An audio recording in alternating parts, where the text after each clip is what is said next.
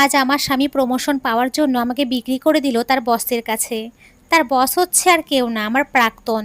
আজ দুপুরবেলা কাজ করছিলাম, আমার হাজবেন্ড পেছন থেকে জড়িয়ে ধরে কানের কাছে বলল, আরিয়ান আজ বাইরে ঘুরতে যাব, সারা বিকেল ঘুরে বাইরে হোটেলে রুম নিয়ে থাকবো, রেডি থেকো পাগলি। এই বলে চলে গেল। তার কথায় আমি অবাক হলাম, কারণ তিনি আমাদের বিয়ের পর মেনেই নেয়নি আমাকে। খুব খুশি লাগছে, তাই তাড়াতাড়ি কাজগুলো করে ফেললাম। কাজ শেষ করে আয়নার সামনে গিয়ে নিজের সাথে নিজে কথা বলতে লাগলাম। হঠাৎ একটা মেসেজ আসলো, তিনি দিয়েছেন। মেসেজে একটু সুন্দর করে সাজবে, আর বেডের কোনায় একটা ব্যাগ রেখেছি, তার মধ্যে শাড়ি রেখেছি, পরে নিও। আমি তাড়াতাড়ি ব্যাগটা নিলাম। ব্যাগ খুলে দেখি নীল শাড়ির উপরে গোল্ডেন কালারের কাজ করা। শাড়িটা এত ভালো লাগলো যা বোঝাতে পারবো না। তার দেওয়া প্রথম গিফট এটা। খুব যত্ন করে শাড়ি পরলাম। ম্যাচিং কানের দুল, চুড়ি, নেকলেস আর চোখে কাজল। চুল ফুলিয়ে বাঁধলাম। আমি রেডি হয়ে আয়নার দিকে তাকিয়ে আছি, কোনো কিছুর কমতি আছে কিনা দেখছি। তিনি পেছনে এসে দাঁড়ালেন। আরিয়ান, আয়শা, তোমাকে তো অত্যন্ত সুন্দর লাগছে, এইবার চলো, বেরোতে হবে, নয়তো লেট হয়ে যাব। আমিও বেরিয়ে পড়লাম। অনেক জায়গায় ঘুরলাম আজ। বিকেল গড়িয়ে রাত হতে আসলো। একটা হোটেল নিয়ে গেল আমাকে। অনেক সুন্দর পরিবেশ। 102 নম্বর রুম ছিল আমাদের দুজনের জন্য। গিয়েই আমি শকড, কারণ বেডে হৃদয় বসে আছে, মানে আমার প্রাক্তন। আরিয়ান, স্যার দিয়ে গেলাম, আমার দিকে একটু ভাববেন। প্রমোশন নিয়ে। আয়শা, আপনি কোথায় যাচ্ছেন, আর এখানে উনি কেন? আরিয়ান, স্যারের কাছে জিজ্ঞেস করে নিও। চলে গেল গেট আটকিয়ে। আমিও গেট ধাক্কা দিতে থাকলাম। আমার এক অজানা ভয়ে কেঁপে উঠল বুকটা। হৃদয়, দরজা বাড়িয়ে লাভ নেই। 3 কোটি টাকার বিনিময়ে তোমাকে আমার কাছে বিক্রি করে গেছে তোমার হাজবেন্ড। কথাটা যেন বুকে এসে লাগলো। আয়শা, কি বলছেন আপনি? হৃদয়, ঠিকই বলছি। কার সাথে বিয়ে করলে আসু, যে তোমাকে শুধু প্রমোশন পাওয়ার জন্য তার বসের কাছে বিক্রি করে দিল? ছিছি। আমার চারিদিকে ঘুরে ঘুরে বলতে লাগলো। আমার যেন দম বন্ধ হয়ে আসছে। চোখ দিয়ে টপ টপ করে পানি পড়ছে। নিজেকে আজ বোকা মনে হচ্ছে। ছি, কাকে ভালোবাসি আমি? না প্রথম ভালোবাসা ঠিক ছিল, না প্রথম বিয়ে। হৃদয়, সেদিন যদি আমাদের বন্ধুদের খুশি করতে, তাহলে কিছুই হতো না। আর কি জানো আশু, আমি তোমাকে টাচ করব না, কারণ আমি জানি আজকের পর তোমাকে আমার কাছেই আসতে হবে।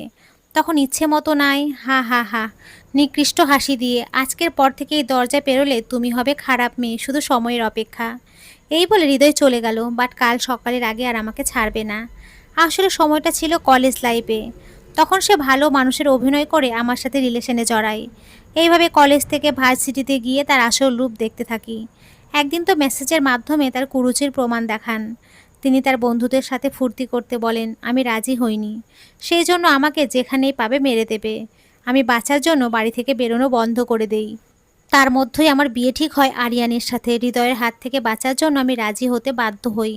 বাট আজ এই পরিস্থিতির শিকার হলাম আমি। বিয়ের পর জানতে পারি আমার হাজব্যান্ডের চরিত্র ভালো নয়। বিয়ের পরও বেডরুমে অনেক মেয়ে এসেছে আমার চোখের সামনে। কিন্তু আমি স্পিকলেস। সৎ মা থাকলে তো এরকমই পরিবারে আমাকে বিয়ে দেবেন। আমি আল্লাহর কাছে কান্না করতে থাকি নামাজে, যাতে তিনি ভালো হয়ে যান এবং আমাদের সম্পর্ক যাতে নষ্ট না হয়। কিন্তু আজ তা হিতে বিপরীত হলো। কলঙ্কিত হয়ে গেলাম। অন্যায় না করেও শাস্তি পাচ্ছি। সকালে হৃদয় আমার শ্বশুরবাড়ির সামনে নামিয়ে দিল। শ্বশুরবাড়িতে পা দিতে শাশুড়ি বললেন, কলঙ্কিনী, অন্যজনের সাথে রাতে মুখ পুড়িয়ে এই বাড়িতে পা দিবি না। বুঝলাম আরিয়ান লোকরা নিজের দোষ ঢাকতে আমার উপরে দোষ চাপিয়েছে। আমাকে ঘাড় ধাক্কা দিয়ে বের করে দিল বাড়ি থেকে। ফোন করে বাপের বাড়ি থেকে বলে দিল বাপের বাড়ি মুখো হলেই আমাকে জবাই করবে। সবই ছেড়ে দিলাম আল্লাহর উপরে। আমি পুরো নিঃস্ব। হঠাৎ ফোনে মেসেজ আসলো হৃদয়ের নাম্বার থেকে। তোমাকে আমার কাছে পরাধীনতা স্বীকার করতে হবে আশু। আমি মনে মনে ওয়াদা করলাম, মরে যাব, তারপরেও নিজেকে কলঙ্কিত করব না। হঠাৎ একটা ছেলে এসে বলল, গাড়িতে ওঠেন। আমি বেশ অবাক হয়ে গেলাম। চিনিও না সে কে। না, আর কারোর উপরে বিশ্বাস করব না, কিছুতেই না। এই বলে হাঁটতে লাগলাম। তিনি আবার বলল, না হলে আমার নাকি বিপদ হবে। কিসের আর বিপদের ভয়? যা বিপদ তা তো হয়েই গেছে। আর পেছনে তাকালাম না। তিনি পেছন থেকে এসে ঘাড়ে কি যেন ফুটিয়ে দিল। আমি সাথে সাথে অজ্ঞান হয়ে গেলাম। তারপর আর আমার কিছুই মনে নেই। যখন জ্ঞান ফিরল তখন নূপুর আন্টিকে দেখলাম এবং তাকে জড়িয়ে কাঁদতে থাকলাম। আমার কান্না দেখে নূপুর আন্টি বিভ্রান্তিতে পড়ে গেল। বারবার জিজ্ঞেস করছে, কি হয়েছে তোর? শুনলাম তোর স্বামী নাকি তোকে ডিভোর্স দিয়েছে। এবার আমি কিছুটা অবাক হলাম। নূপুর আন্টি জানলো কোথা থেকে? কান্না কোনো রকম থামিয়ে তার থেকে দূরে সরে আসলাম। আন্টি, কি হয়েছে তোর? বল মা। আয়েশা নিশ্চুপ। আন্টি, তুই তো আগে এই আন্টিকে সব বলতিস, এখন কেন চুপ করে আছিস? আয়েশা, আন্টিকে যদি সব বলে দিই তাহলে তো তিনিও আমাকে কলঙ্কিনী বলে তাড়িয়ে দেবে। এই নিকৃষ্ট মানুষগুলো তো আমাকে শেষ করে দেবে, যেভাবেই হোক একটা আশ্রয় পেয়েছি। সব বলবো না, অল্প কিছু বলি মনে মনে। আন্টি, কি হলো বল? আয়শা, তুমি তো জানো আমার পোড়া কপালের কথা। আমার স্বামী আমার চোখের সামনে অন্য মেয়েকে নিয়ে রাত কাটিয়েছে। আরও অনেক কারণ আছে আন্টি, যা আমি প্রকাশ করতে পারবো না। বাপের বাড়ি থেকে সাপ মানা করে দিয়েছে ওখানে না যেতে। সৎ মায়ে নাকি আমাকে জবাই করবে। আমি কোথায় যাব এখন? মাথা নিচু করে। আন্টি, আমি থাকতে তুই কোথায় যাবি? আমার কাছে থাকবি। আয়শা, কিন্তু আমি এখানে কিভাবে আসলাম? একজন ছেলে রুমে প্রবেশ করলো, মনে পড়লো এ তো সেই ছেলে যে আমাকে অজ্ঞান করে কোথায় যেন নিয়ে গেল। কেউ নি, নিমেষে আমার বুকের মধ্যে ভয় হওয়া শুরু হলো। ছেলেটি, আমি এনেছি আপনাকে। আয়শা, আপনি কে? আন্টি, আরে এই আমার ছেলে, যার সম্পর্কে তোর কাছে গল্প করেছি। এই তো কয়েক মাস হলো এসছে। আমি অসুস্থ ছিলাম, তোকে দেখতে ইচ্ছে করছিল। ও তোকে অনেক খুঁজেছে বাট পায়নি। হঠাৎ তোকে রাস্তায় পাগলের মতো বেড়াতে দেখছিল, তাই ও তোকে অজ্ঞান করে এনেছে। আয়শা, ও, তো তোমরা কেমনে বুঝলে আমার ডিভোর্স হয়ে গেছে? ছেলেটি, আসলে আপনি অজ্ঞান থাকাকালীন আপনার ফোনে আরিয়ান বলে একজনের ফোন আসে। আমি রিসিভ করি বাট কথা বলি না। উনি অনর্গল ডিভোর্সের কথা বলে কেটে দেন। আয়েশটা, এই হলো আমার পোড়া কপাল। এই জন্যই বলে কোনো কিছু বিবেচনা না করে কোনো কাজ করা উচিত না। মনে মনে, আন্টি তুই রেস্ট নে, বাবু চল এই রুম থেকে। ওনারা চলে গেলেন। আমার কি করা উচিত বুঝতে পারছি না। সব কি বলে দেবো আন্টিকে? কিন্তু তারা যদি ভুল বোঝে তখন কি হবে আমার? এইসব ভাবতে ভাবতে আমার মাথা ব্যথা প্রচণ্ড আকারে শুরু হলো। আসলে হৃদয়ের সাথে সম্পর্ক চলাকালীন নূপুর আন্টির সাথে পরিচয়। একটা ছোট্ট অ্যাক্সিডেন্ট হয়েছিল, তো নূপুর আন্টি আমাকে হাসপাতালে নিয়ে আসেন। আর আস্তে আস্তে গভীর থেকে গভীরে চলে আসে আন্টির সাথে সম্পর্ক। আমার মা নাই, সৎ মা আবার কতটা ভালো হয়। তিনি আমাকে মায়ের আদর দিয়েছেন। প্রায় সময় কলেজ থেকে আন্টির কাছে চলে আসতাম। তার সাথে অনেক কথা। আন্টি অনেক সুন্দর রান্না করতে পারে, তিনি শিখিয়েছিলেন। আবার অনেক সময় বাড়ি থেকে খাবার জুটত না আমার কপালে, তিনি খাইয়ে দিতেন। কেমন জানি মুখ দেখে বুঝতে পারেন আমার কিছু হয়েছে।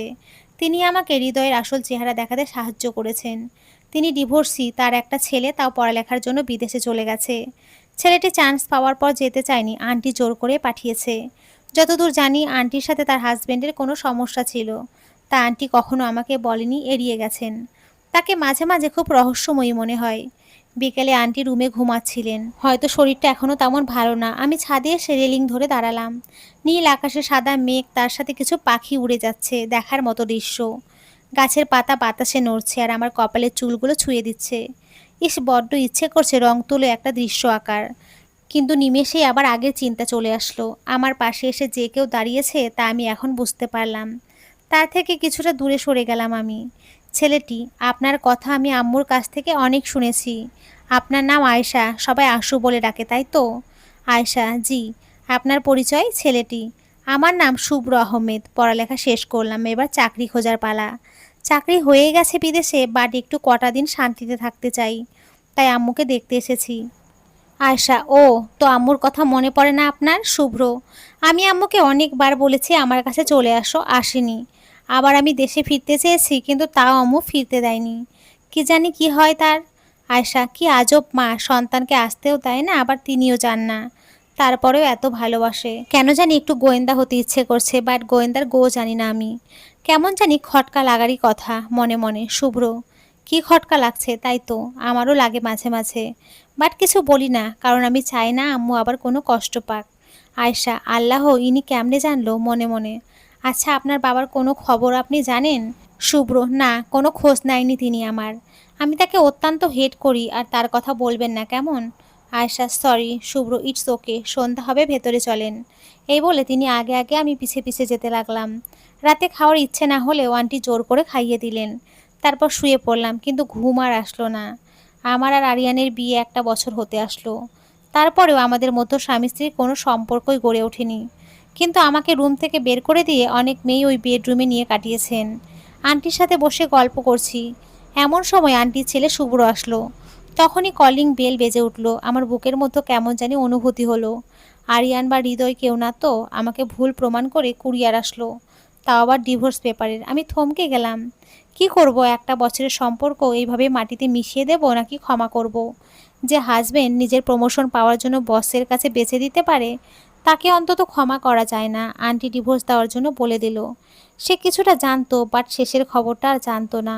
আমিও আর ক্ষমা করলাম না। একটা জেদ উঠে শেষ করে দিলাম 1 বছরের সম্পর্ক। একটা সাইন করে ডিভোর্স দিলাম আরিয়ানকে। 2 দিন হচ্ছে খাওয়া দাওয়ায় অনেক অরুচি হয়েছে। হৃদয়ের ফোন আর মেসেজের জন্য শুভ্রকে দিয়ে সিমটা পাল্টে ফেললাম। আরিয়ানের সাথে এখন টোটালি কথা বলা বন্ধ। এখন নিজেকে বাঁচার উপযোগী করতে হবে। তাই শুভ্রকে বললাম আমাকে একটা চাকরি ম্যানেজ করে দিতে, কিন্তু আন্টি এতে মানা করছে। কোনোভাবে বোঝাতে পারছি না আমি তাকে, সে চায় আমি তার মেয়ের মতো তার পাশে থাকি, বাট এই কথাটা আমার সায় দিচ্ছে না। শুভ্র আন্টিকে বোঝাতে পারলো না, তাই এখন বাড়ির রান্নার কাজ আমি নিজেই করি, কারণ আন্টি অনেক অসুস্থ। বিকেলে বসে বসে ফোন ঘাঁটছি, নিউ ফেসবুক আইডি খুললাম।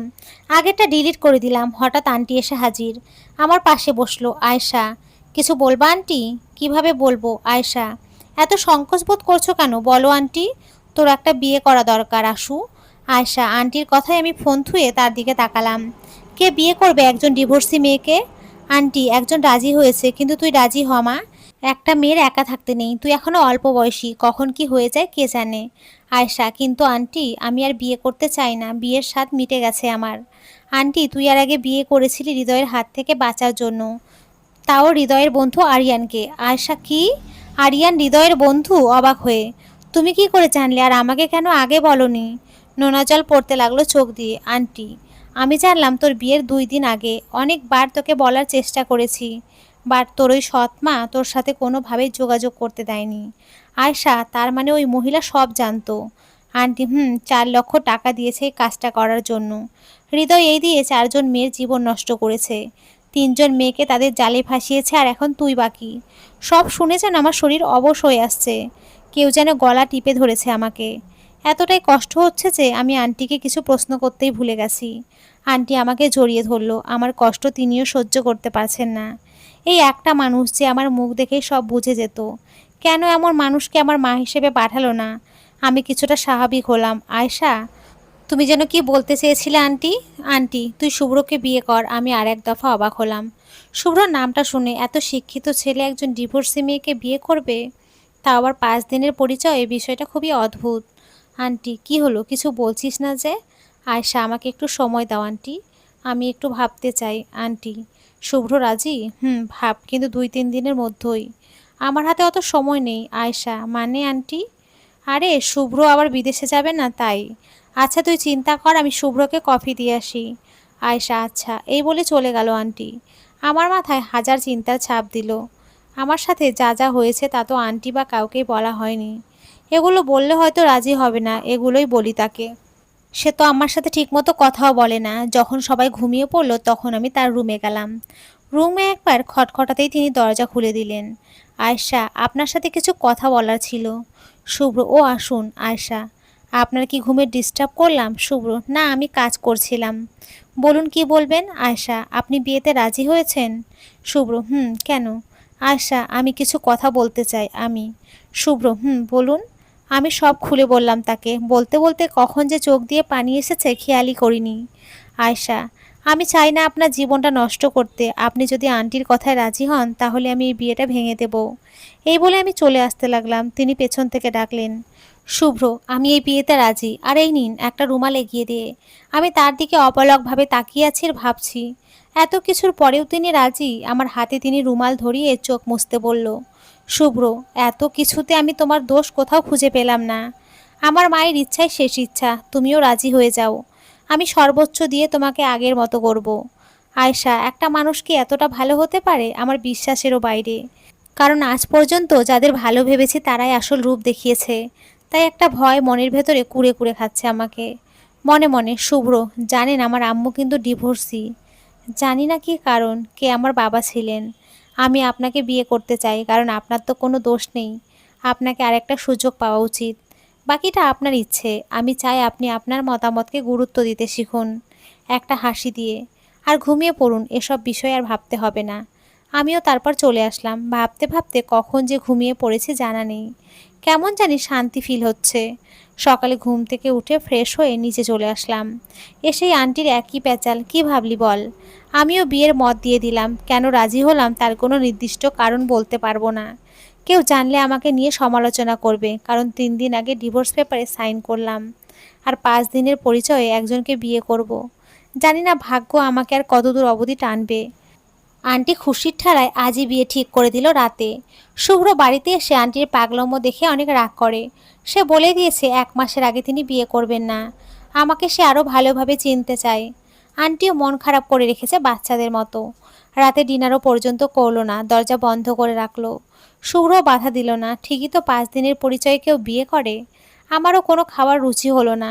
এক গ্লাস পানি খেয়ে রুমে চলে আসলাম। এই কয়েকদিনে বুঝতে পারছি আমি আর আগের মতো নেই। আঘাত পেতে পেতে পাথর হয়ে গেছি। আমি যে আরিয়ান ও হৃদয়ের উপর রিভেঞ্জ নেব অতটাও সাহস নেই, কারণ আমি মেয়ে। হাজার চিন্তা মাথার মধ্যে আসলেও তা বাস্তবায়ন করা খুব কঠিন। মেয়ে মানে সব কিছু হাসির আড়ালে লুকিয়ে রাখা, যা ছোটবেলা থেকে করে আসছি। আল্লাহর কাছে সব বিচার তুলে রাখলাম, তিনি আরিয়ান ও হৃদয়ের বিচার করবে, তার সাথে সেই মহিলাকেও।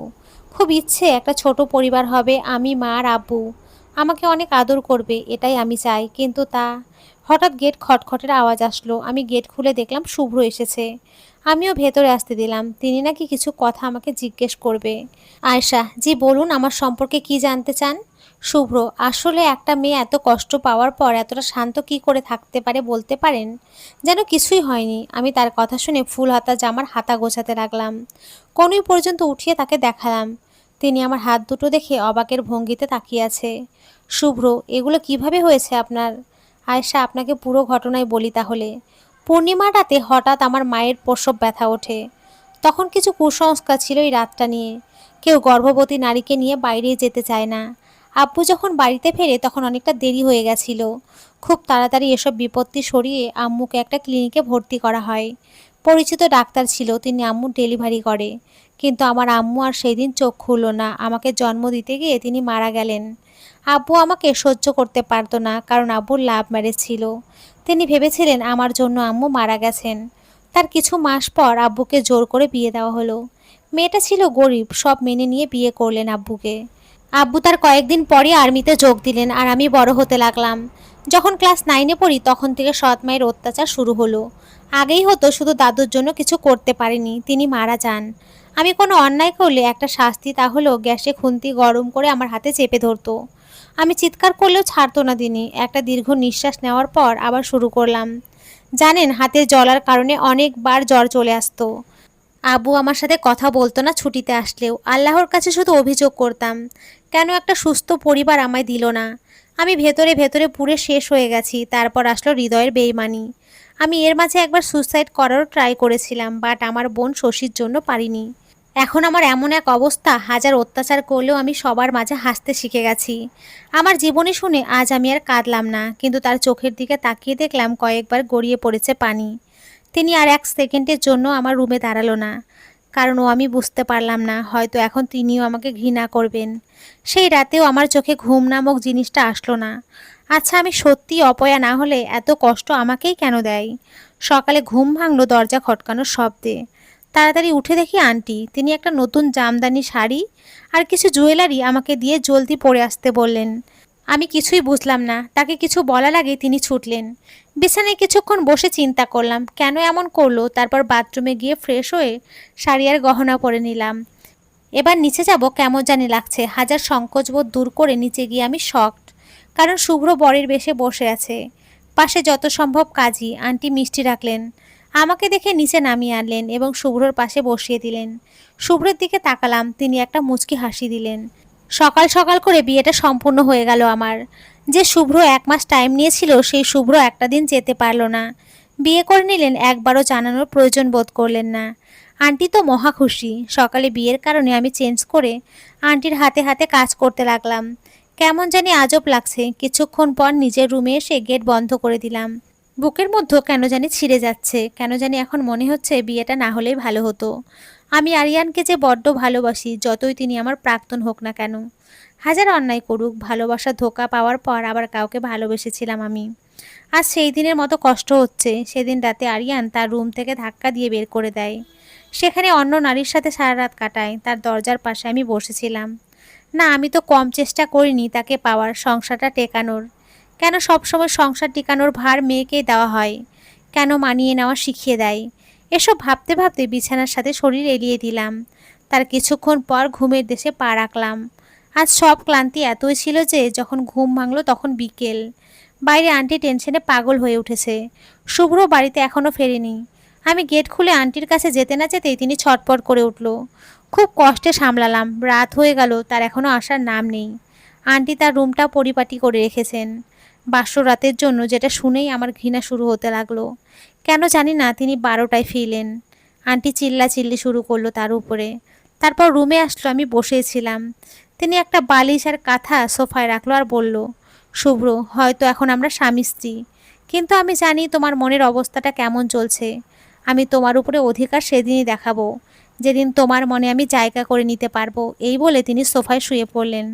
তার এসব কথায় আমিও স্বস্তি পেলাম, একটু হালকা লাগছে। হঠাৎ মাথায় এলো, আয়শা, আচ্ছা হৃদয়ের বিষয়ে আন্টি এত কিছু জানলো কিভাবে? আর কিভাবে বুঝলো হৃদয় মহিলাটাকে 4 লক্ষ টাকা দিয়েছে যাতে আরিয়ানের সাথে আমাকে বিয়ে দেবে?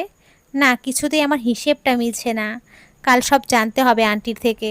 আন্টির গেট কখন থেকে ধাক্কাচ্ছি, কিন্তু কোনো সাড়া শব্দ পাচ্ছি না। না, আন্টি তো সেই ফজরে উঠে, আজ কি হলো, অসুস্থ না তো? আমি শুভ্রকে এসে সব বললাম, তিনিও কয়েকবার ধাক্কালেন। এবারও কোনো সাড়া শব্দ পাওয়া গেল না। শুভ্র এবার অস্থির হতে লাগলো। তিনি সিদ্ধান্ত নিলেন গেট ভাঙবেন। যেই বলা সেই কাজ। জোরে ধাক্কাতে ধাক্কাতে কিছুক্ষণ পর গেট খুলে গেল। গেট খুলে যা দেখলাম তা যেন নিজের চোখে বিশ্বাস করতে পারছি না। চোখ দিয়ে পানি পড়তে লাগলো। কেন আমার সাথে এমন হয়? শুভ্র চিৎকার করে ভেতরে ছুটে গেল। ফ্যানের সাথে আন্টির দেহ ঝুলছে। শুভ্র আমাকে ডেকে আন্টিকে আমি আর শুভ্র মিলে নামালাম। আন্টির শরীর একদম ঠান্ডা। শুভ্র কান্নায় ভেঙে পড়লো। আমার চোখ দিয়ে অনবরত পানি পড়তেই আছে। কেন করলো সুসাইড আন্টি? তার মানে এই কাজ করার জন্য আমার আর শুভ্রর বিয়েটা এত তাড়াতাড়ি দিল। সেদিনের কথা হুট করে মনে পড়লো। আমার হাতে বেশি সময় নেই, এই কথা দ্বারা এটা বোঝালো। আর আমি বুঝতেই পারলাম না। ইতিমধ্যে প্রতিবেশীরা খবর পেয়ে দেখতে এলো। সবার মুখে একই কথা, আন্টি তো অনেক ভালো ছিল, এমন কাজ করলো কেন? তারপর সবাই মিলে আন্টিকে গোসল করানো শুরু করলো। আমার মনে হচ্ছে আমার আত্মা দেহ ছেড়ে পালিয়েছে। আন্টির এমন কাজে আমি যেন কিছুতেই মেনে নিতে পারছি না। খাটিয়া চলে আসলো, আন্টিকে শুইয়ে দেওয়া হলো। আমি শেষে মুখটা দেখে নিলাম, কি নিষ্পাপ লাগছে তাকে। তারপর এক মাথা খাটিয়া শুভ্র ধরে নিয়ে যেতে লাগলো। ছেলেটা এতটাই কষ্ট পেয়েছে যে এখনো পর্যন্ত একটা কথাও মুখ থেকে বের করেনি। বিয়ের পরের দিনই যদি জানতে পারে তার মা সুসাইড করেছে, তাহলে তার কতটা ধাক্কা লাগতে পারে। সবাই চলে যাওয়ার পর আমি আন্টির রুমে গিয়ে আন্টির একটা ছবি ধরে কাঁদতে লাগলাম। হঠাৎ টেবিলের উপরে একটা কাগজ দেখতে পারলাম। কাগজে লেখা ছিল, আমার দায়িত্ব শেষ। আয়শা মা, তোর উপরে আমি শুভ্রের দায়িত্ব দিলাম। আমি কেন এই কাজ করলাম তার বলতে পারলাম না। অনেক আগে কাজটা করতাম, কিন্তু শুভ্রর মুখ চেয়ে করতে পারিনি। এখন আমি নিশ্চিত। খেয়াল রাখিস ছেলেটাকে, মাপ করিস। এই চিঠিটা পড়ে এখন যেন মাথার মধ্যে কেমন জানি হতে লাগলো। আজ আন্টি মারা যাওয়ার 1 সপ্তাহ হতে লাগলো। ইতিমধ্যে শুভ্রের মধ্যে অনেক পরিবর্তন এসেছে। এমনি কম কথা বলতেন, এখন আরও কম বলেন। আঘাতটা যে অনেক গভীরে গিয়ে লেগেছে। ছোটবেলা থেকে ছেলেটি পিতৃহারা, এখন মাও আর নেই। তিনি সিদ্ধান্ত নিয়েছেন আমাকে নিয়ে তিনি বিদেশে ফিরবেন। আর 2-1 দিনের মধ্যেই আমার খুব একটা ইচ্ছে নেই। আসলে মাতৃভূমির প্রতি তো একটা টান থাকে। একটা একদম অপরিচিত জায়গায় কেমনে থাকবো? তারপর তিনি নাকি ওখানে গিয়ে চাকরিতে জয়েন করবেন। আর তার থেকে বড় কথা, আন্টির একটা স্মৃতি এই বাড়িতে আছে। এটা ফেলে কি করে যাওয়া সম্ভব? কিন্তু কিছু করার নাই, তার ইচ্ছাই শেষ ইচ্ছা আমার কাছে। তাকে যে আগলে রাখতে হবে আন্টির শেষ ইচ্ছার মতো। বিদেশে যাওয়ার সময় একটা অ্যালবাম আর আন্টির ডায়েরিটা নিয়ে আসলাম। যখন এর আগে আন্টির সাথে পরিচয় ছিল তখন আন্টি অ্যালবাম দেখাতেন, কিন্তু তার ডায়েরিটা একদমই ছুঁতে দিতেন না। হয়তো বিদেশে গিয়ে তার ডায়েরির কিছু অংশ পড়ে সময় কাটাবো। বর্তমানে শুভ্র চাকরি করে খুব ক্লান্ত হয়ে যেত, তাই খাবার খেয়ে ঘুমিয়ে পড়তো। এটাই ছিল তার রুটিন। মাঝরাতে তাকে ফুপিয়ে কাঁদতেও শুনেছি। হয়তো তার মধ্যে একটাই প্রশ্ন, কেন করলো এমন মা? আমার আর তার মধ্যে এতটুকুই পরিবর্তন হয়েছে যে আমরা একই বেডে ঘুমাই, এর বেশি না।